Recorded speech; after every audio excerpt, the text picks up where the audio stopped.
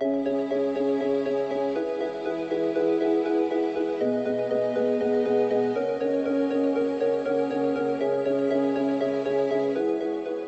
Chris Howard from Lace Partners here, and I am joined today by Kathy Agratolo. How are you doing? I'm good, thanks Chris. We are going to be talking about our fabulous new campaign, which we are running, called the Employee Experience Revolution, which is already underway. And for the second part of this long series that we've got a section called Crafting Holistic Experiences. So can you just talk to our lovely listeners a little bit about what do we mean when we're talking about how do you craft holistic employee experiences? Yeah, absolutely Chris. I think it's really important to explain why we talk about holistic. So from our point of view, our CPOs, our HR leaders that we work with traditionally obviously own the central part of our model on holistic people experience, which is all about the employee life cycle, so hire to retire. Yep. But actually, our experience of work, your experience of work, how we feel about the day we've just had, the week, the year we've had working somewhere, is influenced by so many other factors. When you think about it, it's about how your line manager works with you and the experience they can have on your day-to-day enjoyment of work.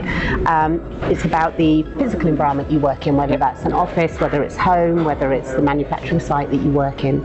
And it's also about the digital experience you have. So actually, whether the tools you're using help you do your job better, whether they get in the way, and the infrastructure that you're using to do your job.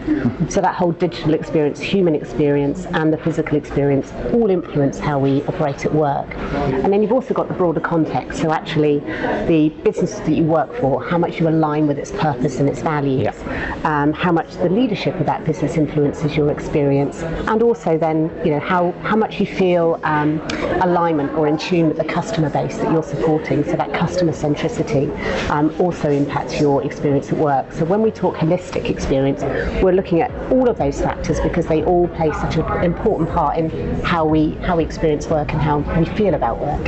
Yeah, brilliant. And we talk to a lot of CPOs. We talk to them about, particularly around employee experience as well. But it's not always about it all falling on the CPO, is it? So can you just give us a little bit of a flavour for our listeners as to some of the bits that we're looking at in that space? Yeah, I think, look, some of the things that we just described naturally fall within the remit of a CPO or an HR function. The employee life cycle, for example. And also when you look at development and learning, what you can do to ensure your people managers are fully skilled up in people management. So some of that very naturally sits within the HR function, but a lot of what we described doesn't. Actually the workplace environment, not all HR functions are influencing that or feel accountability for that. Similarly, the digital environment, that typically rests with the IT function. But however, we still feel there's a real impetus for CPOs, HR leaders to feel that they have enough say, enough influence, enough direction in each of those aspects if they're obsessing about the people experience. Obsessing, definitely a word you've used. Well, we know that the people experience drives business value. So from a CPO and HR leader's point of view, how can you have enough say, enough insight, enough information to understand that holistic people experience and be directing that in some way, even if it's not within your functional remit, it is within your broader CPO role, to feel ownership and accountability for that. So we'll explore how you get that balance right.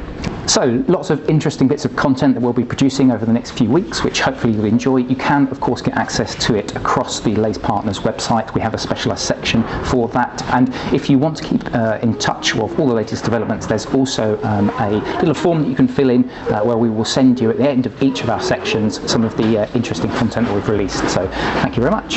Thanks Chris.